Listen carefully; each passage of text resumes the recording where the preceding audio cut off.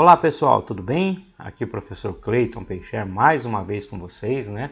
Uma honra, uma satisfação enorme poder estar aqui novamente para dar continuidade ao nosso curso preparatório para a segunda fase da OAB em matéria penal. Peço primeiramente desculpas a vocês novamente pela ausência temporária aí, né?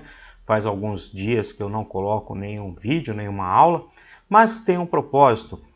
A gente tenta a cada dia buscar melhorar a questão de equipamento, de som, de iluminação, para que a gente possa trazer uma aula com um pouco mais de qualidade para vocês. Eu estava tendo uma dificuldade muito grande nesse sentido. Espero ter melhorado um pouco, tenho certeza que falta muito ainda e que vocês merecem muito mais do que isso, mas aos poucos eu vou tentando melhorar e a gente ir colocando as aulas aqui com um pouco mais de qualidade. Bom, enfim, exame da ordem marcado para dezembro, né? Nós temos algum tempo ainda para estudar, vocês estão se preparando, essa pandemia tem deixado nós todos muito ansiosos, muito nervosos por conta dessa prova, mas como eu sempre digo a vocês, nós temos que tirar proveito disso tudo, né, e usar esse tempo para que a gente possa estudar cada vez mais e chegar realmente muito preparado lá no dia da prova, né? Então eu vou passar os contatos aqui novamente, ou algumas considerações, e vamos fazer do jeito das aulas anteriores. Vamos propor o problema, vocês devem tentar resolver esse problema em aproximadamente 2h30, né? 1h30 para que vocês possam estruturar a sua peça, fazer raio-x, esqueleto, descobrir teses e tal, e mais 1h para que vocês possam redigir a peça, né? E depois vamos ler o problema juntos, vocês devem pausar o vídeo e em seguida nós voltamos para a correção. Vamos lá, sem muita delonga, vamos seguindo, porque o nosso tempo é curto. Vamos dar uma olhadinha lá. Bom, segunda fase OAB, penal, aula 22. Perfeito? Meu nome é professor Clayton Peixer, vocês já sabem, já me conhecem. Esse e-mail, claytonpeixer1@gmail.com, é um e-mail que eu criei para que a gente possa interagir, né, para que vocês possam mandar dúvidas, mandar sugestões de aulas, né, temas, alguma coisa aí para que a gente possa sempre estar aprimorando e preparando alguma coisa com mais qualidade para vocês, perfeito? Olha lá, esse é o Instagram, confesso a vocês que uso muito pouco, porque as nossas atribuições aqui são muitas, não dá tempo de ficar em rede social realmente, então eu peço desculpa a vocês com relação ao Instagram, mas estamos aí interagindo e por e-mail para mim fica um pouco mais fácil, né? O canal do YouTube é esse que vocês estão, professor Clayton Peixer. Se você gostou das aulas, se inscreve lá no canal, deixa seu like, ajuda bastante a gente, tá?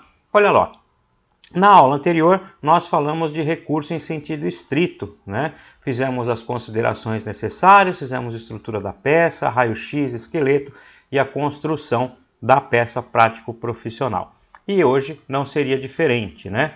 Olha lá, eu falo para vocês que sempre que vocês chegarem na prova, antes mesmo de ler o problema, independentemente do seu estado de espírito, do seu nervosismo, você deve abrir o seu caderno de prova e na primeira folha de rascunho fazer a sua estrutura de peça. Ou seja, você já tem em mente os 5 pontos necessários da sua peça, né? Então, para que você comece a trabalhar e se organizar, antes mesmo de ler o problema proposto, você deve fazer essa estrutura de peça, porque isso te ajuda muito, né? Você só vai fazer a estrutura e deixar ela quietinha lá, você não vai preencher nada, você não vai descobrir tese nesse momento, antes de ler o problema. Mas você já começou a trabalhar, você já começou a se organizar e aquela adrenalina, aquele nervoso que você tem no momento da prova começa a diminuir e você começa a ficar mais tranquilo, percebendo que as coisas estão fluindo, né? Que elas estão caminhando e você vai conseguir ter tranquilidade. Não pense vocês que vocês estão perdendo tempo, na verdade vocês estão ganhando tempo fazendo dessa maneira. E vamos ver então como que é a nossa estrutura de peça, o que que você deve colocar lá na primeira folha. Dá uma olhadinha. Olha lá. Estrutura da peça. Você deve... Opa, desculpem pessoal, tá vindo, o vídeo deu uma travadinha aqui, mas agora a gente já vai começar. Olha lá. A nossa estrutura de peça. A primeira coisa que você deve fazer é verificar o endereçamento, né? Bom, coloque lá o endereçamento da sua peça. Tá? Depois, preâmbulo, qual é a medida que você vai ingressar e qual o artigo que fundamenta ela. Né? Depois dos fatos, do direito, daí do direito você vai descobrir teses, falamos sempre de teses preliminares, né? Depois falamos das teses de mérito e depois as teses subsidiárias. Isso tudo quando você está discutindo realmente a defesa lá do seu cliente, né? Depois dos pedidos, local e data, OAB, 3 pontinhos. Essa é a estrutura da peça que você precisa colocar na primeira folha de rascunho. Fez isso, olha só, uma coisa simples, mas você já começa a se organizar. Então, depois disso, sim, você vai fazer raio-x, esqueleto e vai descobrir teses, competência, né? Isso tudo. Mas aqui você já começou a trabalhar, você já começou a se organizar. Então, faça isso. Primeira folha de rascunho, estrutura da sua peça, perfeito? Seguindo, então, olha lá. Agora, depois que você tem a estrutura da sua peça pronta lá na folha de rascunho, aí sim você vai ler o problema, né?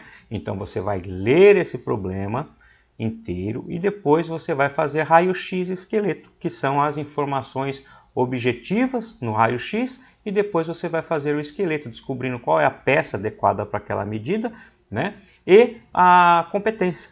E aí sim, então você vai passar a ver pedidos e tal, e colocar lá naquela estrutura de peça que você fez na primeira folha de rascunho todas essas informações. E aí sim você vai estar preparado para redigir a peça prática profissional com muita tranquilidade. Vamos então ver o problema de hoje. Olha lá.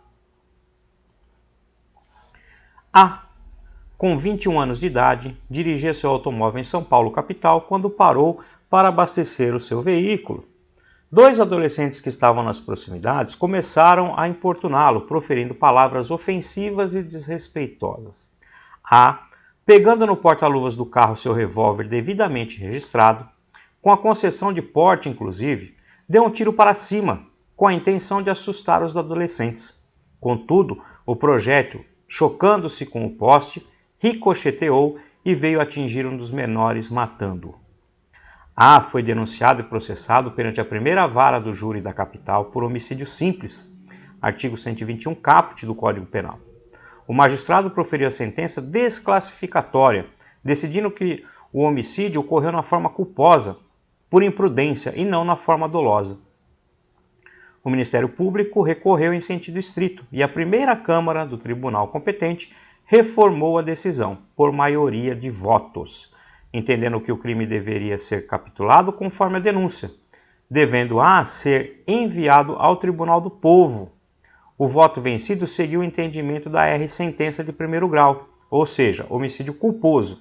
O venerando acórdão foi publicado há 7 dias. Questão: como advogado de A, elabore a peça adequada. Então, percebam, esse é o nosso problema de hoje, tá? Então, eu estou deixando alguns segundos aqui para que você possa pausar a tela e analisar esse problema, perfeito? Olha lá, então, voltando aqui. Pois bem, problema de hoje proposto, você deve então pausar o vídeo agora e resolver o problema, sem esquecer que você deve fazer isso na folha de prova, Não façam em folha de caderno, porque as dimensões e a quantidade de linhas é diferente e você vai se habituar a fazer na folha de caderno e quando chegar na prova você pode ter dificuldade, porque o número é limitado de folhas, então você tem que se familiarizar com a folha de prova, fazer as peças, os exercícios dentro da folha de prova. E aí você não vai ter surpresa a hora que chegar na prova, perfeito? Então, daqui a pouco a gente volta para corrigir o problema, perfeito? Olá pessoal, olha aqui eu de novo para corrigir, para que a gente possa discutir um pouquinho sobre o problema proposto nessa aula e saber qual é a peça adequada, quais os fundamentos, E para isso eu tenho certeza que vocês já se organizaram, já fizeram inclusive a peça, E daquela maneira que eu falei, fizeram a estrutura na primeira folha, depois vocês fizeram raio-x, esqueleto, descobriram qual que é a peça, a competência e depois fica fácil, Depois é só ir lá preencher a sua estrutura de peça com as informações que você já adquiriu no raio-x e no esqueleto, né? E redigir a peça profissional e então partir para realizar a resolução das questões, né? De uma forma bem tranquila e com bastante tempo. É esse o nosso propósito. Vamos ver então como que ficou o nosso problema de hoje. Seguindo. Primeira coisa que nós temos que fazer é o raio-x, né? E nesse caso, aqui como que fica? Quem é o seu cliente? O seu cliente é o A. Ele é réu ou vítima? Ele é réu. Está preso ou solto? Ele está solto, né? O problema não falou nada de prisão. Então aqui você não discute a prisão nesse momento. A infração penal que ele está sendo processado é o artigo 121 caput do Código Penal, homicídio simples. A pena desse crime é de 6 a 20 anos, a pena em abstrato, né, que você deve colocar aí. Com relação à pena em concreto, nós não temos pena em concreto. O problema não nos trouxe essa informação. Depois, o rito processual, nós percebemos que é um rito do tribunal do júri, né? A ação penal é pública e incondicionada.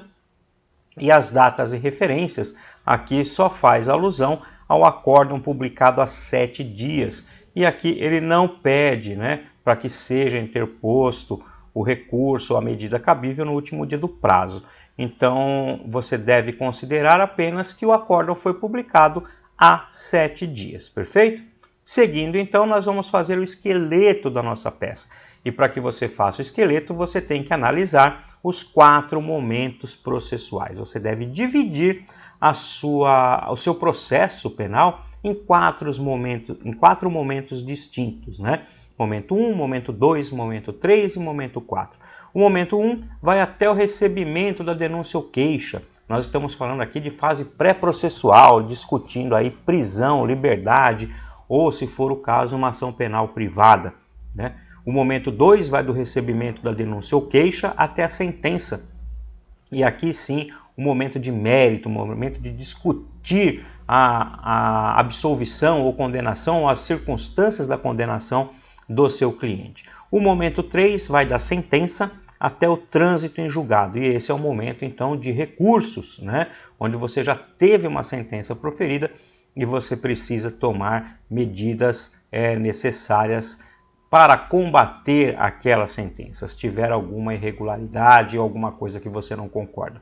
O momento 4 é quando já parte do trânsito em julgado da sentença penal condenatória, né? Então aí você teria a fase de execução penal e de revisão criminal, né? Então tá aqui, ó, momento 1 até o recebimento da denúncia ou queixa, momento 2 do recebimento da denúncia ou queixa até a sentença, momento 3 da sentença até o trânsito em julgado e o momento 4 após o trânsito em julgado. E no nosso caso aqui, pelo que nós vimos, nós estamos no momento 3 pelo réu, porque o seu cliente teve uma sentença de desclassificação, mas não existe o trânsito em julgado, né?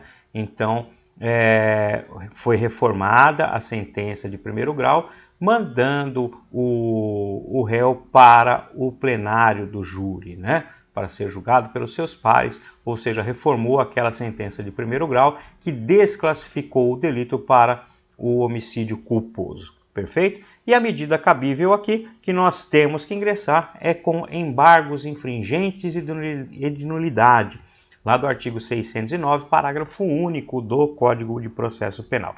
Aqui é importante dizer a vocês que o embargos infringentes ou de nulidade é um recurso exclusivo da defesa, né? O Ministério Público não pode recorrer, né, nesse sentido. Então, é um recurso exclusivo da defesa quando você tiver uma decisão de um colegiado, né, que seja desfavorável ao réu não unânime, ou seja, 2 votos a 1. As câmaras são compostas aí de 5 desembargadores e julgam cada processo 3 desembargadores. E cada vez que você tem uma decisão não unânime, ou seja, 2 a 1 em desfavor do réu, você tem como ingressar com embargos infringentes ou de nulidade para que os outros desembargadores também analisem aquela matéria, né? E tentar reverter essa situação para que prevaleça o entendimento aquele desembargador que votou favoravelmente ao réu, perfeito? Então aí é a fundamentação do embargos infringentes ou de nulidade, perfeito? Então vamos seguindo, olha lá. Feito isso, nós vamos então, olha lá, artigo 609. Os recursos, apelações e embargos serão julgados pelos tribunais de justiça, câmaras ou turmas criminais, de acordo com a competência estabelecida nas leis de organização judiciária. E aí o parágrafo único que fala assim, ó. Quando não for unânime a decisão de segunda instância desfavorável ao réu, admite-se embargos infringentes e de nulidade, que poderão ser opostos dentro de 10 dias a contar da publicação de acórdão na forma do artigo 613. Se o desacordo for parcial, os embargos serão restritos à matéria objeto de divergência. Então aqui é aquela observação que eu disse para vocês, que diz que o acórdão foi publicado há 7 dias, e essa é uma informação apenas para que você tenha a ciência de que você está dentro do prazo para ingressar com embargos infringentes, perfeito? Seguindo. Esqueleto. E aqui sim, você vai descobrir qual é a competência, né? Você já descobriu a peça processual e agora vai descobrir qual é a competência, né? Então aqui, primeira instância, não, né? Nós não estamos falando mais com o juiz, porque esse processo já está no tribunal. Então aqui a nossa competência, tanto para interposição quanto para apresentar as razões, que serão juntamente com a peça de interposição, será endereçada ao tribunal e ao desembargador relator. Aqui, só seguindo o órgão adequado, eu não coloquei aqui só por conta de você saber que trata-se de um procedimento do júri e tal, mas o endereçamento e a competência já está lá no tribunal, perfeito? Seguindo, olha lá. Aí sim, você volta tudo, né? Olha só, você fez a sua estrutura de peça na primeira folha de rascunho, perfeito? Perfeito. Depois você partiu em direção ao raio-x e ao esqueleto. E agora, feito o raio-x e feito o esqueleto, é o momento de você usar todas essas informações que você tem e ir lá preencher a sua estrutura de peça. E aí sim você vai estar preparado para começar a redigir a peça. Percebam que aquela estrutura que você colocou lá na primeira folha não foi em vão, né? E você nem perdeu tempo com isso, porque agora sim você vai pegar todas as informações que você tem lá no raio-x e no esqueleto e preencher a sua estrutura de peça. E com isso vai facilitar muito a sua vida. Vamos ver como ficou? Olha lá. Endereçamento. Desembargador, relator do recurso em sentido estrito. Né? Foi ele que, o desembargador relator que deu o acórdão lá, né? Saiu o acórdão, então você vai endereçar ele ao desembargador relator do recurso em sentido estrito. As razões em anexo, juntamente, tá? Preâmbulo, embargos infringentes e de nulidade de acordo com o artigo 609, parágrafo único do Código de Processo Penal. Percebam, você está fazendo o preenchimento de um formulário que você já deixou pronto antes de ler o problema, né? E isso, olha só como facilita a vida. Dos fatos, descrever de forma reduzida. Eu sempre falo que você deve economizar nos fatos para poder usar as argumentações lá na fase do direito, perfeito? Seguindo, olha lá, do direito. E aqui, nesse caso, o candidato deve se apoiar no voto vencido, porque é isso que fala o embargos infringentes, né? Que você só pode discutir a matéria, aquela que foi desfavorável e que foi votado por um dos desembargadores favoravelmente ao seu cliente. Então você não vai discutir outras coisas a não ser o voto vencido. Tá? Essa é a matéria. Então eu acho pouco provável que uma peça dessa possa ser exigida na primeira fase da OAB, porque é muito pouco para a OAB exigir de você, tendo em vista que a matéria, a tese já está pronta e ela é muito restrita, porque você só pode discutir o voto vencido, tá? Mas de qualquer forma você deve saber qual é o recurso, para que serve, como que ele é feito, né? Isso sem contar que você está se preparando para um eventual questionamento da OAB lá nas questões, né? Que isso pode ser questionado para vocês, pode ser cobrado de vocês alguma coisa relativa a embargos infringentes ou de nulidade, e aqui você fazendo o exercício, fazendo a peça, você vai gravando isso tudo e não terá dificuldade lá para responder, inclusive, as questões, perfeito? Olha lá, toda argumentação de direito, ou seja, tese, é o voto vencido, no sentido de ser A, processado por homicídio culposo e não por homicídio doloso, pois sua conduta não passou dos limites da imprudência. É isso que dizia, que trazia para a gente o problema, não é verdade? Tanto é que foi essa a sentença de primeiro grau, perfeito? Olha lá, observação. Os embargos infringentes estão limitados ao voto vencido, como eu disse a vocês. Portanto, se, por unanimidade, o tribunal manteve a condenação, mas os desembargadores divergiram sobre a pena a ser imposta, a tese está limitada à pena. Perfeito? Então percebam, você vai ter que analisar esse voto, se há divergência, e você só vai poder embargar da divergência. Então, se foi unânime a decisão com relação à condenação, isso você não vai ter como apelar, porque você tem uma decisão unânime. Entretanto, lá na aplicação da pena, 2 desembargadores votaram, por exemplo, para manter a sentença que aumentou a pena base na primeira fase da aplicação, lá no artigo 59. Né? E um dos desembargadores votou desfavoravelmente a essa tese, ou seja, votou em favor do réu, falando que a pena base deveria ser aplicada no mínimo legal. Então, a única matéria que você terá para discutir aí é justamente essa divergência, que é a aplicação da pena base no mínimo legal, pedindo para que seja reformado aquele acórdão e que seja seguido o entendimento do voto vencido. Esses são os embargos infringentes ou de nulidade, tá? Então, como eu disse a vocês, é uma peça que provavelmente não seja cobrada de vocês em segunda fase, porque a matéria a ser discutida é muito restrita. Mas vocês devem estar atentos, inclusive, para as questões, perfeito? Seguindo, então. Olha lá. Opa! Vamos lá, só um minutinho, pessoal. Opa, aí. Do pedido, né? O candidato deve postular a reforma do venerando acórdão para que prevaleça o voto vencido. Você vê que é muito simples, né? Esse recurso, esse pedido. Então, como eu disse a vocês, pouco provável que caia na ordem. Mas o pedido é esse. O candidato deverá postular a reforma do acórdão para que prevaleça o voto vencido. Perfeito? Seguindo. Local e data, e aqui, como eu disse a vocês, o problema não traz data específica, né? Indicando somente que o acórdão foi publicado há 7 dias, apenas para indicar que está dentro do prazo para interposição do recurso, exatamente do jeito que eu falei anteriormente para vocês. Aí você vai colocar advogado, OAB, 3 pontinhos. E aqui você fez o quê? Você terminou a estrutura da sua peça.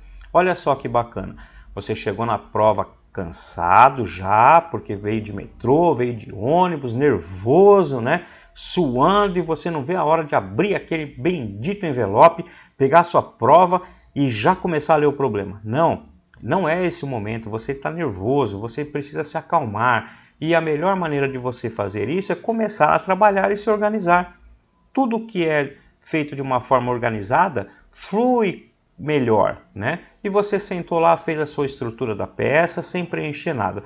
Partiu para raio-x esqueleto, e depois que você tem todas as informações objetivas que você extraiu do problema lá no raio-x, depois que você já descobriu qual é a peça, o fundamento e a tese, a competência que você já fez lá no esqueleto, então aí sim é o momento de você ir lá estruturar a sua peça. E foi o que nós fizemos agora. Depois dessas informações em mãos, preenchemos no nosso formulário, que é a estrutura da peça da primeira folha de rascunho. E aí sim você tem a prova pronta. E partindo daí, sim, você vai redigir a sua peça com muita tranquilidade, com muita segurança e com tempo hábil, né? Porque eu tenho certeza que vocês não gastaram 1h30 para fazer essa estrutura de peça com raio-x esqueleto. Tá? Vamos ver então como ficou o nosso modelo de hoje. Olha lá. Excelentíssimo senhor doutor desembargador, relator do acórdão número tal da primeira Câmara do Tribunal de Justiça do Estado de São Paulo. Essas informações foi a que foram trazidas para nós no problema. Então, isso que nós vamos colocar, perfeito? Autos, número 3 pontinhos, aí pular mais ou menos 10 linhas, dependendo do tamanho de letra, né? Como que você estrutura aí a sua peça, seu estilo e assim por diante. A, anteriormente qualificado nos autos em epígrafe que lhe move à justiça pública, por seu advogado ao final firmado, vem tempestivo e respeitosamente à presença de Vossa Excelência, opor porque é o verbo, né, que está descrito lá no tipo penal. Então, opor embargos infringentes ou de nulidade, né, nos termos do artigo 609, parágrafo único do Código de Processo Penal. Assim, requer seja recebido o processado presente recurso pelos fatos e fundamentos expostos nas inclusas razões. E aqui você já vai incluir as razões no seu recurso. Termos em que pede deferimento, local e data, advogado, OAB 3 pontinhos. Está aqui a peça de interposição. E aí todos os recursos vão ter praticamente a mesma estrutura, salvo algum detalhe de cada um, mas você já deve ter essa estrutura em mente e você já deve treinar em cima dessa estrutura de peça. Aí vem as razões e fica assim, ó. Razões de embargos infringentes. Embargante é o A, embargada é a justiça pública, os autos de origem número tal, né, 3 pontinhos. Egrégio Tribunal de Justiça do Estado de São Paulo. Saudações de praxe, né? Colenda Câmara. Ínclitos julgadores. E aqui já é suficiente, você não precisa ficar perdendo tempo com isso, citando procuradoria e etc. Tá? O venerando acórdão de folhas merece reforma pelas razões de fato e direito a seguir expostas, ou seja, sucinto e direto. É isso que o examinador quer de você. Ele quer uma peça limpa, uma peça sem enrolação, para que ele possa corrigir e entender o que você está falando de uma maneira facilitada. Né? Então você deve fazer assim, ser direto. Depois dos fatos, né? Resumir os fatos utilizando o problema para suas argumentações. E eu sempre digo isso, olha lá, se o candidato copiar muito o problema na parte dos fatos, ficará um tanto quanto repetitivo na hora de argumentar no tópico do direito. Então você deve fazer a narrativa dos fatos de forma muito sucinta, porque você vai usar as informações que estão no próprio problema para fazer as suas argumentações no direito. E aí você faz uma peça limpa, sem ficar cansativa e não corre o risco de não ter folhas suficientes para terminar a peça, perfeito? Vamos seguindo, olha lá. Assim, use o problema a seu favor, argumentando as teses de acordo com o que está no problema. Faça uma introdução dizendo os motivos que motivaram a oposição dos embargos infringentes. Diga que é o caso de reforma do venerando acórdão, que deve prevalecer o voto vencido, como se passa a demonstrar. Olha só, dos fatos você fez 4, 5 parágrafos muito sucintos, você está economizando tempo, folha, espaço e ficou claro o que você pretende, tá? Então vamos lá para o direito. Olha só, do direito. Do que se depreende todo o conjunto probatório produzido nos autos, resta evidenciado razão ao julgador que proferiu o voto vencido. Ou seja, você já está dizendo aqui que o voto vencido é que tem razão, né? Com efeito, o agente não agiu com ânimos necandi, devendo ser afastado do auro direto. O que é o ânimos necandi? O ânimos necandi é a vontade, a intenção de matar, né? Que aqui não ocorreu. Tá? De igual sorte, não assumiu o risco de produzir o resultado lesivo, pois efetuou o disparo para cima, sem qualquer intenção de atingir os adolescentes. Por fim, ao máximo, agiu de forma imprudente, repelindo a injusta agressão, conforme bem fundamentou o juízo de primeiro grau, entendimento este corroborado pelo desembargador que proferiu o voto vencido, devendo ser processado nos termos do artigo 121, parágrafo 3º do Código Penal, ou seja, homicídio culposo, perfeito? E do pedido, olha lá, diante de todo exposto, requer seja conhecido o recurso e no mérito seja provido, acolhendo-se o voto vencido com o fim de manter a desclassificação para que o embargante seja processado pela suposta prática de homicídio em sua forma culposa. Perfeito? E aí, São Paulo, data, advogado, OAB, 3 pontinhos, e você terminou a sua peça de hoje. Percebam, uma peça bem sucinta, uma peça curta e com uma tese pronta. Por certo que vocês não devem ter em mente que vai ser tão fácil assim a prova da OAB, que vocês vão chegar lá e ter essa facilidade toda, né? Como eu disse, é muito pouco provável que caia uma peça dessa para vocês fazerem em segunda fase, porque a matéria, a tese, é limitada ao voto vencido, ou seja, a OAB tem que te dar uma matéria muito sucinta, limitada e ainda de bandeja pronta, porque você só vai poder argumentar aquilo que foi as argumentações, né, do voto vencido. Então, é muito provável que não caia para vocês essa peça, mas vocês devem ter essa estrutura, fazer o exercício, treinar e adquirir esse conhecimento para levar para as questões, porque isso em questões pode ser cobrado sim. E você fazendo dessa maneira, estudando desse jeito, você vai estar preparado tanto para elaborar a peça principal como para responder as questões. Perfeito? Então, essa foi a nossa aula de número 22. Falamos de embargos infringentes e de nulidade. E na próxima, dando seguimento aí, a gente traz mais um exercício para vocês. Perfeito? Agradeço a companhia de todos vocês. Um grande abraço do professor Peixer.